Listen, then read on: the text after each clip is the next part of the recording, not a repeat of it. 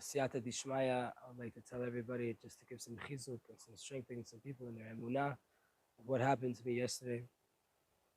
For many years, I've been smoking, and last Motzei Shabbat, after Shabbat, I decided to not smoke anymore.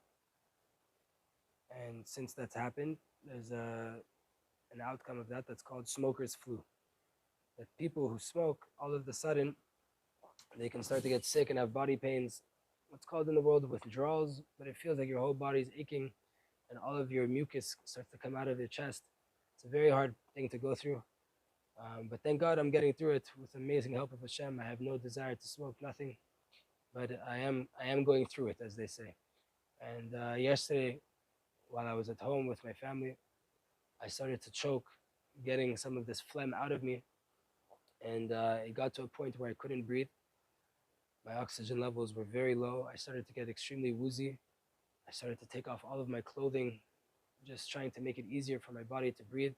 Tried putting water on my head, a whole bunch of different things. Nothing was working. I just felt my situation getting worse and worse and worse and worse. And at a certain point, I felt like I was going to faint, and I looked at my door, and on my door was a sticker of United Hatzalah. So I called Hatzalah, and thank God, I had paramedics in my house very, very soon, less than a minute, and I asked for an oxygen mask.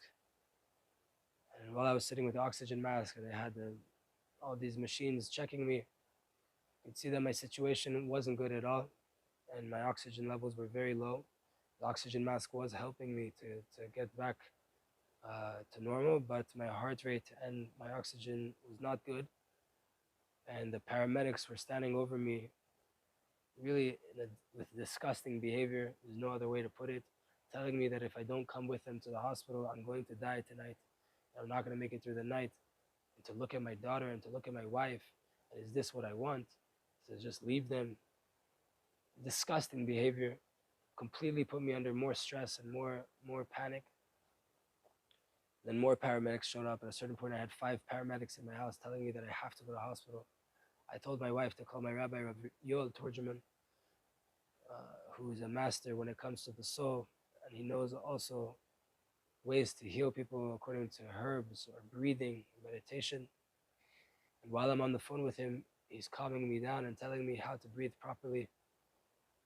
What he told me was to inhale for 5 seconds, to hold the breath for 7 seconds so that the oxygen could get into the blood, and then to exhale for 9 seconds, and to do this over and over again while thinking of certain different things to think about to help me with this. And that for no reason at all should I ever agree to go with these people to the hospital. And I knew this myself, that the hospital is a place where people die. Let's be real. As good as it could be, sometimes, the majority of the time, it's not a good place. And especially now with the world talking about reviving this idea of this pandemic, or plandemic, whatever you want to call it, that we had a few years ago, that 75% of the people that went to hospital and were connected to ventilators died. I knew this statistic before my rabbi. I didn't need him to tell me this, and this was exactly why I called him, to help guide me through this process so that I wouldn't end up in another statistic, another person in that number. And he helped me with my breathing, and the paramedics were screaming at me, "Let me talk to your rabbi, let me explain to him what's going on." And I was laughing at them, telling him, "Let me explain to you who my rabbi is. I pray every morning with a man who many times was told by doctors that he's going to die. My rabbi told him what to do, and he was, with the help of Hashem, healed and taken out of the situation, and he's still alive. I pray with him every single day here after he was told outright that he's going to die in his situation." At a certain point, I was forced to do an EKG to check my heart rate, and my heart rate was changing from 70 to 110, 115, 70, going up and down 40 points each time. Very, very unstable. And I felt that a lot of the stress that I was going through was because of the amount of paramedics in my house telling me these evil things and putting negative thoughts in my head. And at a certain point, they made me, I agreed to sign a waiver saying that I do not agree to get into the ambulance with them to go to the hospital, and I don't want to go to the hospital, and that I'm signing a waiver that they told me what to do and I'm not listening to them. I signed it wholeheartedly, with a smile on my face and asked him please to leave my house. And my rabbi gave me breathing techniques to work through in order to bring myself back. And I'm here now this morning. This was last night. The paramedics told me I wasn't going to make it through the night and that I would have to be revived, and I would put my daughter and my wife to stress, and God forbid leave them with no father and no husband. And here I am. And there's a few things I want to take away from this story to help the people, to help the nation, to grow out of this with me. One is we don't really need to be smoking, not for any reason. It's not beneficial for the body. There's no real need for it. It's something that we can choose to do, but there's no need for it at all, and it definitely does do damage. And when you stop doing bad things, then it's a natural outcome that you're going to have to maybe go through some hardships. We know this in tshuva, that isurim, the hardships that we go through, are part of the cleaning up process, and we have to receive our isurim with love. We have to receive them with love. And I've been coughing for days with love, thanking Hashem for helping to clean out my lungs, that my lungs are working. If there's a fact that I'm coughing up phlegm, that means that my body works. To thank Hashem every day for that. That's number one, that we have no business smoking. Number two is, the second thing that we need to learn is that when you feel bad, the Gemara says that you don't run to the doctors first. A Jew who doesn't feel good goes to the Chachamim, he goes to a wise person who learns Torah, and he asks that person to arouse mercy from Hashem. And that's what it was. Yes, I did call the doctors because I realized that I was passing out and I couldn't breathe and I needed an oxygen mask. But I knew that I didn't want to go to hospital. And when I called the rabbi, he aroused a lot of mercy on me. He told me very positive things about myself that I needed to hear, and that it was all in my head, and that I needed to work through it and breathe through it. And he helped me. He helped me a lot by calling him. And he saved me from being another statistic by way of his techniques and his prayers to Hashem to heal me. And also the third thing, which is extremely important in our times. The world is trying, the evil world, the evil empire, these nations that are trying to push an agenda, they're trying to bring what they did to us a few years ago, they're trying to bring it back again. Now is the time that they're trying to bring it back again. At a certain point when I wasn't agreeing to go to the hospital, they had the head doctor of the ambulance service of the whole entire north of Israel get on the phone with me. And his first sentence when he got on the phone was not, how are you? How are you doing? Is everything okay? Are you being taken care of? His first sentence to me was that this C word condition, I'm not going to say it so the video doesn't get censored, but there's a name of a beer that has the same word, right? It means crown, that this thing is coming back. And if you don't go to the hospital, you're going to die. That was his first sentence to me. I took the phone straight away and I gave it back to the paramedic, and I told the paramedic so he can tell him to go talk to someone else like that I don't need to hear those words. But you can see that they have an agenda. They have an agenda. They're trying to fill the hospitals up with people. They're trying to make this thing come back around and to make it a reality. This morning when I woke up, I saw a video that in the White House that they're announcing that the president of the United States, the puppet president, is going to be forced to put on a mask again. He's going to be wearing a mask again. We know that masks don't work.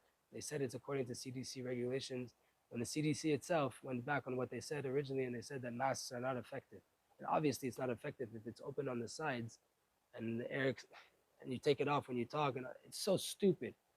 But this is what the world's trying to do. And this is where they're trying to pull us again. Do not give in to these people.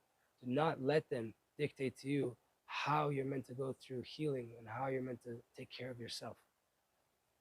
I'm very grateful for the paramedics that showed up very speedily, and they gave me the oxygen I needed, even though I told them I need this oxygen just for a few more minutes.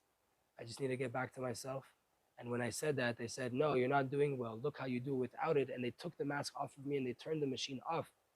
And I suffered again without breath, without oxygen, just for them to try to prove a point that I can't breathe without the oxygen mask. I knew I couldn't breathe without the oxygen mask in that moment. That's why I called them. And their answer was to give it to me for a few minutes and then to take it away from me, to show me that I need it, to show me that I can't do it. The truth was, at a certain point, the oxygen mask ran out, and the paramedic who said he had another balloon in his ambulance, and he asked the other paramedic to get it earlier when he saw that it was running out. When they saw that I wasn't agreeing to go to the hospital, they said that they don't have permission to take the other balloon out of the ambulance. And all of a sudden, they don't have access to another balloon because I don't want to play game. So you see that although they came to help and they had pure intentions, when I wasn't playing along with them, then all of a sudden they weren't there to help me. All of a sudden it was on their rules and it was on what they determined, and not the fact that I am there with low oxygen levels, needing oxygen. We have to take care of ourselves and we have to know what's right with ourselves. We have to be in tune with ourselves. And we can't get into panic. I did panic when I was alone and I didn't have what to do. I did panic. And that caused my situation to go way down. But once I knew that I had my rabbi on my back and he was helping me to come to more godly consciousness and to breathe properly. Hallelujah. Your whole entire neshama just starts to praise Hashem. The rabbis teach us that neshama is neshima, it's breath. So this is just, again, this is my own personal story that I went through yesterday. But I know that other people could be going through this. And other people could be going through situations where you call for help and then you're dictated to and told how you need to go about living your life and what you need to do, and being coerced into believing that it's the right thing to do. Just like no one was forced to take any injection in order to keep their job, they say no one was forced. But coercion, by definition, is forcing. If you're going to fire me if I don't comply, then yeah, you're not forcing me to do it, but you're taking away my whole entire life. That's called coercion, and that's called forcing. Legally, it's forcing. So that's what here yesterday, they tried to push their way with me, and they tried to force their agenda to make me another statistic and to add to their numbers of this, so to say, C word that's coming back around. It's all nonsense. Don't give in to this nonsense. Stay strong. Call your rabbis. Make sure that they know what they're talking about too. There's rabbis and there's rabbis. But call the people that you know that are trusted and well versed in natural healing. And work your way through it. Work your way through it. I want to give thanks to my wife, first things first, for staying calm and helping me and listening to me and doing exactly what I needed and what I said I needed and what the rabbi told her to do, and staying immensely calm throughout the whole entire situation. And I want to thank my rabbi for guiding me through it. And I want to thank HaKadosh Baruch Hu, I want to thank Hashem for giving me more breath, for returning my oxygen levels, for letting me breathe, and for helping me to do tshuva. The whole reason I wanted to stop smoking was to improve my life. We can't only be spiritual beings. We have to take care of our body. Our body rests inside a soul. Our soul rests inside a body. We are mainly the soul. The body needs to be a fitting place for our soul to rest. That was my intention. Part of it, part of my tshuva process, sorry. My intention was to do tshuva with my body. And with that, when we do tshuva spiritually, we get hardships. So even more so, if we do it physically, the hardships are going to be there. We have to accept them with love and know that Hashem is just trying to clean us up. It's not a punishment. It's here to clean us up. And when we know that, we can stay level-headed, and we can get through anything. Thank you all. I hopefully this gives chizuk to someone out there and saves someone from becoming another statistic, from being put on a ventilator, which is a death machine outright. Anything that is 2/3 chance you're going to die and it's a medical device, clearly it needs to be revamped, or it needs to be reused, or it needs to be thrown in the garbage. And it can't be the way that we move forward as a society. So B'ezrat Hashem, may this help someone out there a little bit, even a little bit, whether it's to inspire them to stop smoking, to stop harming their body, whether it's to inspire them to connect more to the Torah and to Hashem and to the rabbis who know what they're talking about spiritually and physically, or whether it's just to know that there's agendas out there in the world that are trying to be pushed and we don't have to be victims to them. Thank you.